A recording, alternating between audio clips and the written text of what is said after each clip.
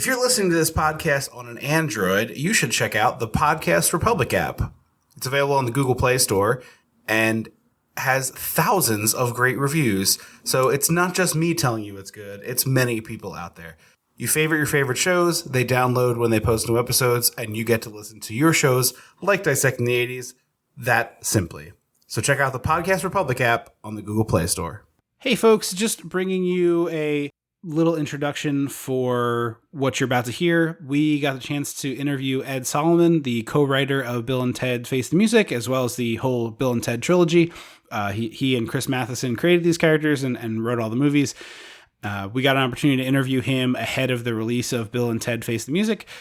We didn't talk to him too much about Bill and Ted Face the Music because he had a really cool career and we wanted to ask him about a lot of different stuff. So we kind of hopped all over the place. He wrote also Men in Black. He also wrote Super Mario Brothers, which I know Andrew is very fond of, and I am very curious about it. So we got a chance to ask him about a whole bunch of cool different stuff. Unfortunately, it being a press junket, we had a little bit limited time. So we just tried to cram it as much as we could. So if there's stuff we didn't get to with Bill and Ted, blame that and not the fact that we're still learning how to be podcast interviewers. But this is a little bonus episode, so I hope you enjoy it. And we also will give you a brief review of Bill and Ted Face the Music after the interview's over. Hope you enjoy. When the mega powers explode. I'm talking about the 80s. Oh, yeah. Great Scott. Cream of the crop. Oh, yeah. Mega powers, yeah. When this baby hits 88 miles per hour, you're gonna see some serious shit.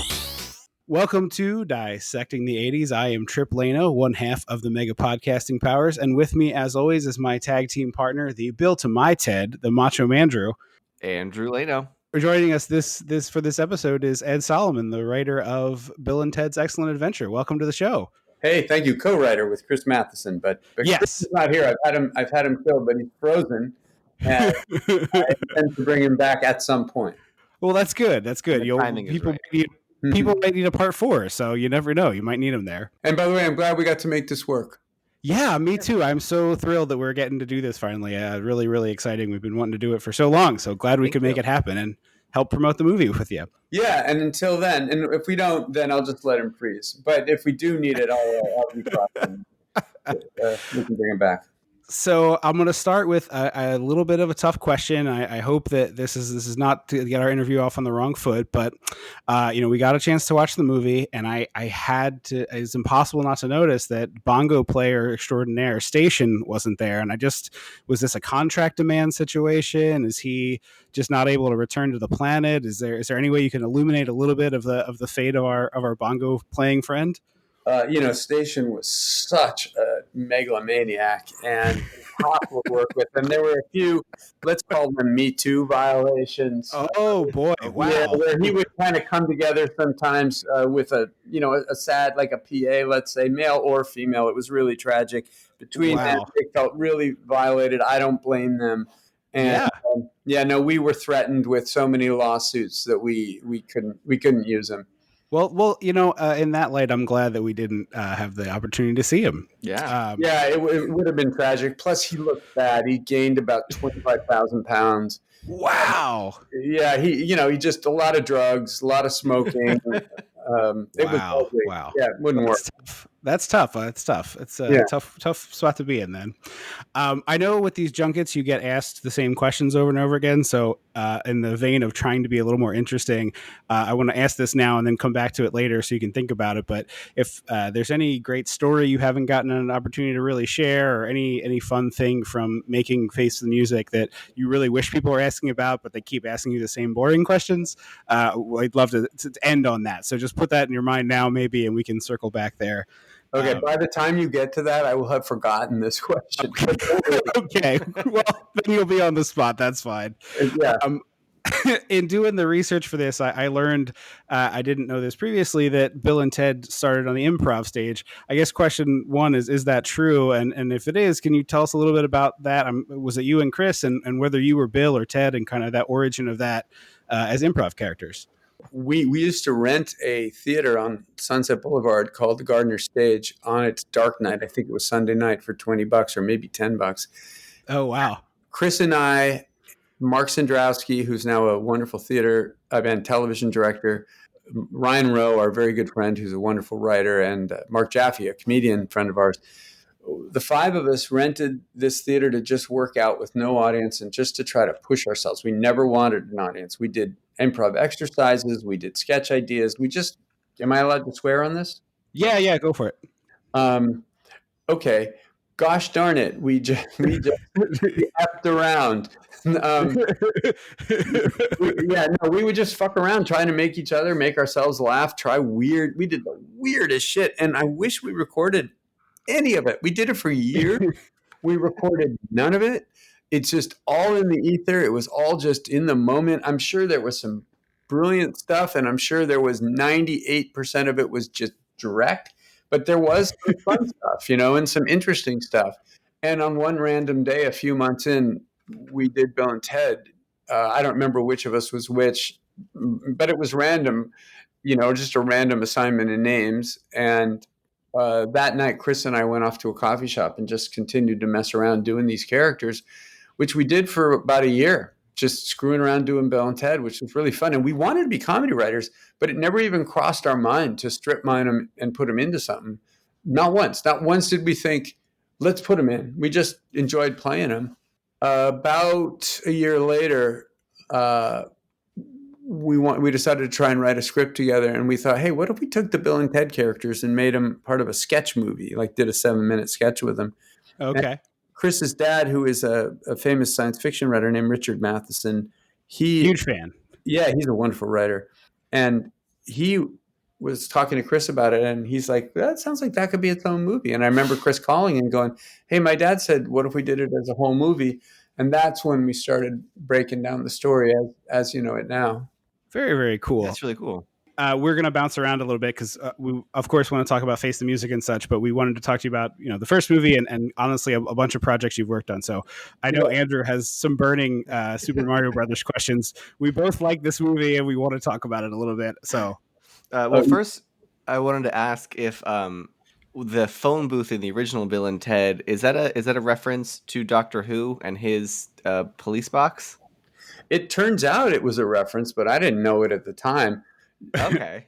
When we originally wrote it, it was a van. Warner Brothers wanted to change it because of Back to the Future. We were sitting down with director Stephen Herrick, and we were like, how are we going to change it? And Stephen, who I thought did a wonderful job with the movie, Stephen suggested, what if we did a phone booth? And because we were young guys living in LA with no internet, not because we were poor, but because it hadn't been invented yet. And 3 TV stations, none of which ever played Doctor Who. We had no idea. I'd never even heard of Doctor Who. I might have heard of it, but I didn't know anything about what it was. So we were like, yeah, sure. I think in hindsight, if I knew about the TARDIS, and I love Doctor Who now, but if I knew about it, I'd been like, fuck no. We're going to come up with something else. I don't want to be derivative of that. So I'd like to pretend it was an homage. In fact, just say it was. No, but it wasn't. It was just stupid ignorance. And then, so I truly love, Super Mario Brothers is one of the movies that I grew up watching constantly. What's wrong with you? Are you do you need help? I mean, should we be sending somebody? I'm glad I'm recording this because I want people to know that I'm trying to help. I'm really trying to reach out. It's not like one of those things where someone is saying, I think I'm going to end it, and then I'm just walking past you on the bridge. I'm coming up to you saying, don't jump. I mean, there's the short list or the long for what's wrong with me. What was that creative process like? Like, as someone who consumes media now and, knows a little more of the story of why Super Mario shouldn't have been something I watched as much as I did, what was the creative process like? Well, first of all, I've never seen the movie, so that's really, yeah. I worked on it for 2 weeks. I got a phone call after Bill and Ted at some point. I always wanted to be like a serious writer, and I don't know if I have the chops for it, or if I ever had the chops even for comedy, to be honest. I mean, I've always been trying to expand and be a better writer and like write really good shit. And I got a call after Bill and Ted, maybe a couple years, I don't remember exactly what year, from my agent saying, "Would you like to meet with Roland Joffe?" And I was like, "The director of The Mission, the director of The Killing Fields? Yes. What about?" He won't let us. He won't tell us what it's about. He just wants to meet you. I'm like, yeah. I go to meet with him. He says, "I have the rights to this video game. We've got several drafts written. They're not working. There's a lot of money invested in the production, but we don't have a distributor. Would you do a couple weeks rewrite in the hopes we get a distributor?" I read the script. I rewrote as best I could. They did get a distributor. Disney picked it up, so I felt like a hero. They actually gave me a bonus, something I've never received before in my life. I think an extra $20,000 or something. It was nice for me, for sure. And that was it. And then a month and a half later, I got a call. Hey, other writers came on. I don't even know who. Hey, could you come to set for a couple weeks? There's some issues. So I went. They didn't have any money to pay me, so I agreed to work in exchange for a vacation. Meaning, if I go down for 6 days, you owe me and my girlfriend a 6-day vacation to like Paris. If I work for 10 days, it's a 10-day vacation. Okay, and it was cheaper for them, and it was also good for me. I love that line. That's so Hollywood logic. So I went down. I don't remember how long I was down there for, maybe a week or something, week and a half. I don't know. I think it was a week, because maybe 10 days. And that was it. They hardly used anything I did. There were other writers that came in after me. It was a debacle down there, and nobody knew what they were doing. It was a disaster. I got to have dinner with Dennis Hopper, which was kind of cool. That's cool. Yeah, I was like, "Hey, Dennis, what? He was about to go direct a movie after this," and I was like, "Whoa, dude, they're letting you direct that? That's cool. How come that's a movie you're directing?" He leans across the table. He grabs my collar. He looks me in the eye and he goes, "I'm one of the best directors in America, man." And I went, "Oh, this was worth my dinner." Just the fact that, however, 30 years later, I'm going to tell this story, and here I am. So thank you for making that dinner worthwhile. It was a freaking nightmare. Anyway, then 2 months later, I went on that vacation, ironically, that they were paying for when the Writers Guild arbitration came up for credit on this movie. I was 7th of 9 writers. I didn't even know there was an arbitration. I don't think anyone else wanted credit. I ended up with credit. I don't know why. I never were there to say no thank you, so they just gave it to you? Seriously, I'm not kidding. I think they assigned me credit. Other people didn't want it. I have credit. It was actually a real embarrassment to me because I have very, very, very little in that movie that's actually on screen. Very little, if anything. And because of that, I made one of the stupidest decisions I've ever made in my life. Probably the stupidest career decision I ever made in my life, which is I wrote the first draft of X-Men. I was given credit. Me and Chris McQuarrie were given credit on X-Men, but I had such a bad experience having credit on Super Mario Brothers for a movie that I hardly wrote. I didn't want credit on a movie that I wasn't the sole writer on, even though I actually was one of the predominant writers on X-Men.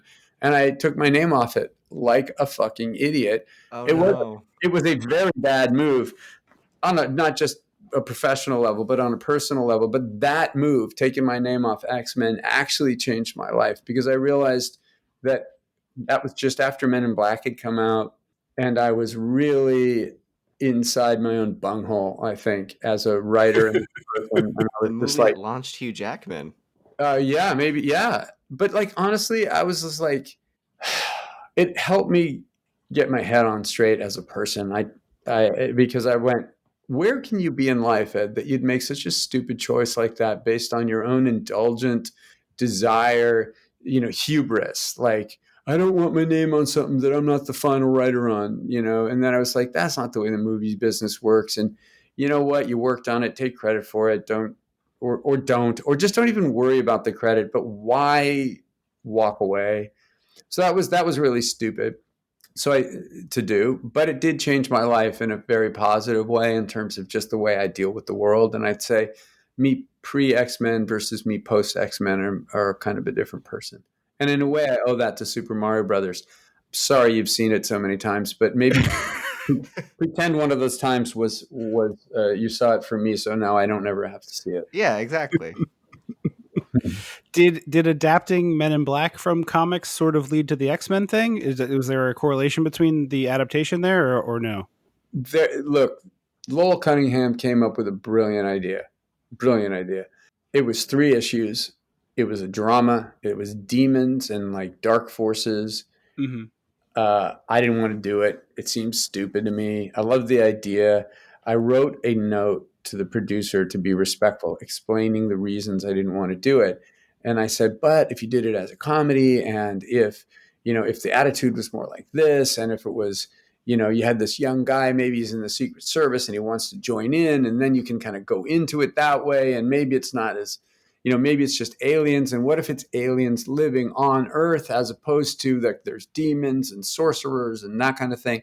But what if they're like cops, beat cops, dealing with creatures that already exist that regular humans don't know? That's how I would do it, but I know that's not the way you guys want to do it, so I'm going to have to kind of sign off. And they went, no, that's what we want. That sounds great. So that's how I got. So they hired me to do that.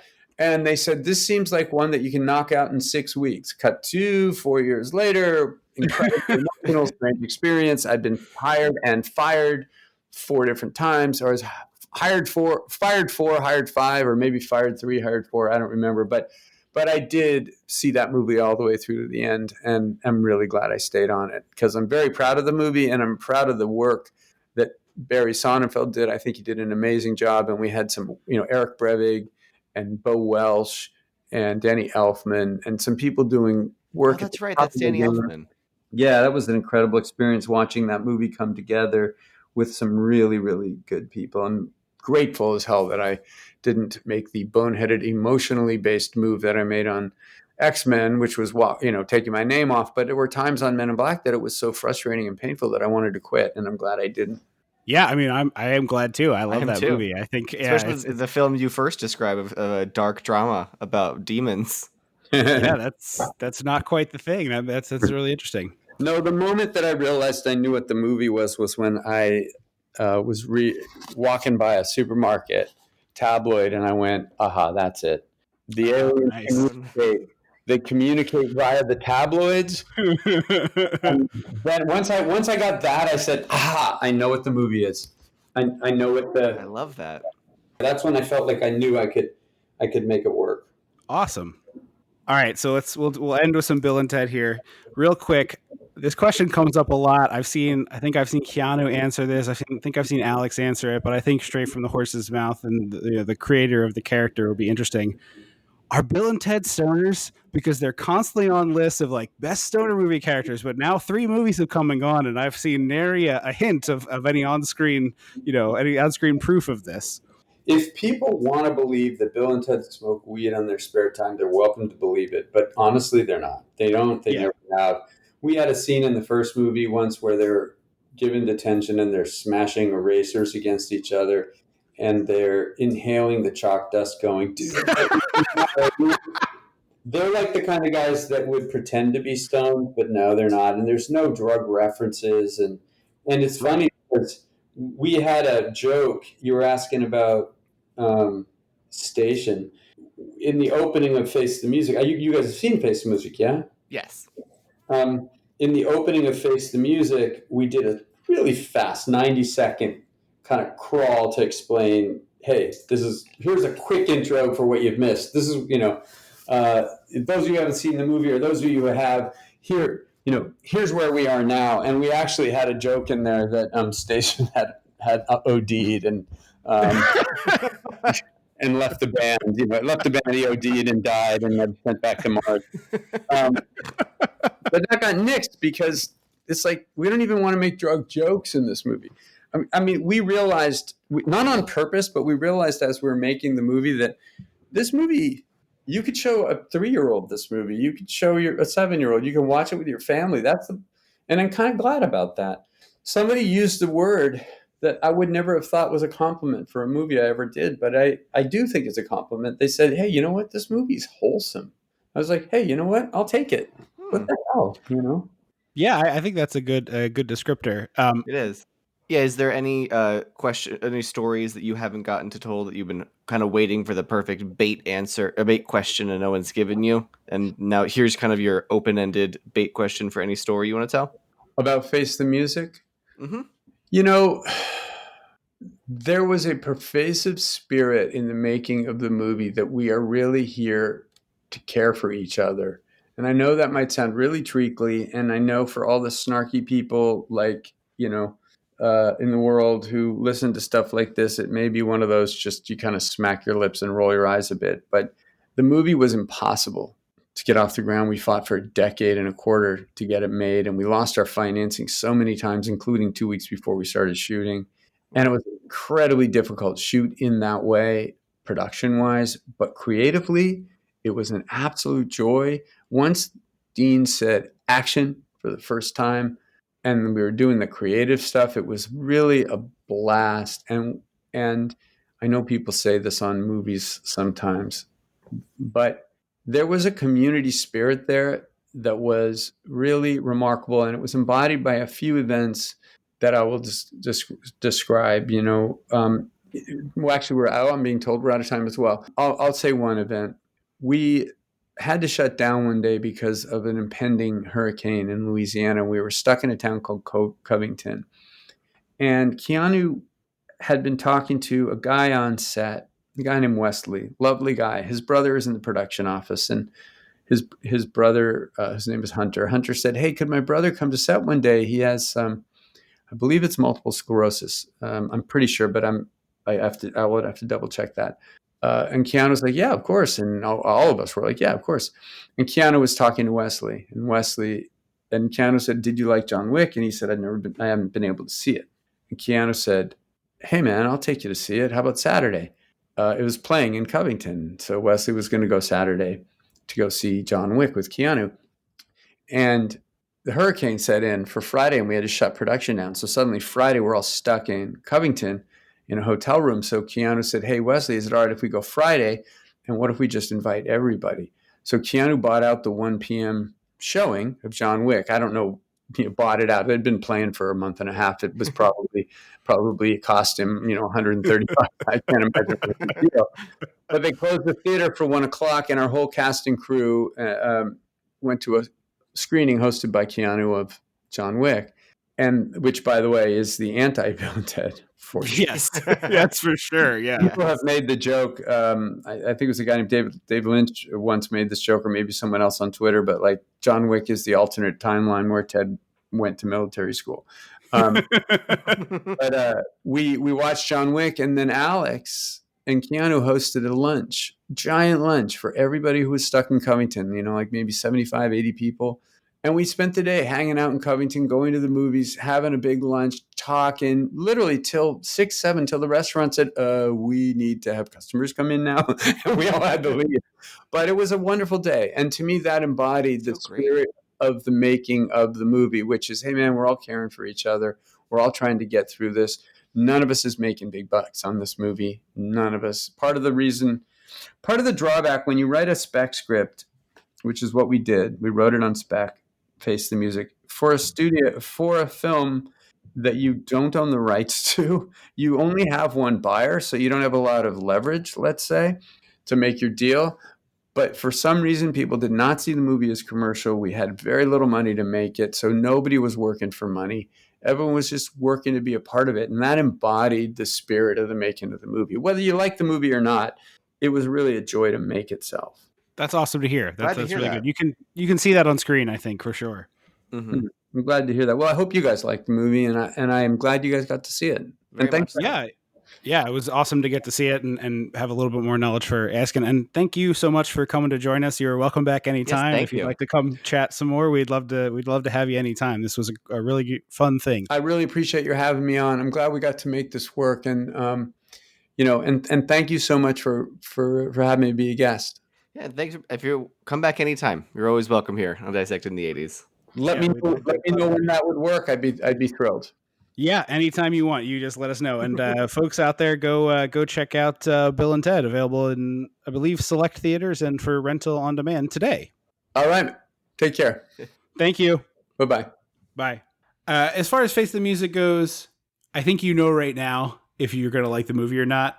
Whether you haven't seen it, obviously, but I think that's what I would say is like you kind of know already if you're going to like it or not. If you really like these characters, it's a movie for you. It's not necessarily made for folks who are unfamiliar, although I think there's enough jokes in it that like you went into it about as raw as you could. Do you get some good jokes out of it? I enjoyed it very much. The performances are great. I think I would be happy to watch the series continue without Bill and Ted and focusing on their daughters, Billy and Thea, because their energy worked just as well, and I think they were just as charming and enjoyable to watch. So it would be a cool pass the torch moment for me if it continued in that way. Yeah, I honestly, while watching it, obviously it's nice to see Keanu, it's nice to see Alex Winter, but every time we were hanging out with them, I was like, so what are Samara Weaving and Brigitte Lundy Payne up to? Can we see what they're doing? Where are we going back to them? Yeah, what's happening over in that movie? Because the two of them had the real Bill and Ted friend energy that Keanu and Alex had in the original movie, and they're older guys now. It's harder to get back into that headspace. And I said this a little bit, but I can't say this enough. I think it's pronounced Brigitte, not Brigitte, but not Bridget. But in either case, spectacular performances, Ted. Just beyond spectacular. Totally nails the sort of blown away puppy dog energy of Ted. The constant like, whoa, even the haircut. Yeah, they had the same kind of haircut. Yeah, and it was like enough that it would bob around. Honestly, better than Keanu at being Ted at this stage of the game. And that's not a slight to Keanu. I like him. He's fun in the movie. So I would be fine with that too. Yeah, I'd be fine with that too if Bill and Ted were kind of tertiary characters in it. But also it was like, it closed the book nicely. It was cute, and it was, very fan indulgent without being overly fan servicey, which a lot of these late stage sequels are. So I think it's, if you, like I said, if you like Bill and Ted, would be really surprising to me that you hated this movie. It would shock me, frankly. Yeah. But if you don't know them at all, I think it's probably less of a movie for you, although you went into it pretty naked and enjoyed yourself. So, yeah. So it's out now on every rental platform, basically. So go check that out if you're wanting to see more of that. And thank you for listening to the show. We really appreciate it. I have been Trip Leno. I will always be Andrew Leno. Until next time. Don't you forget about me.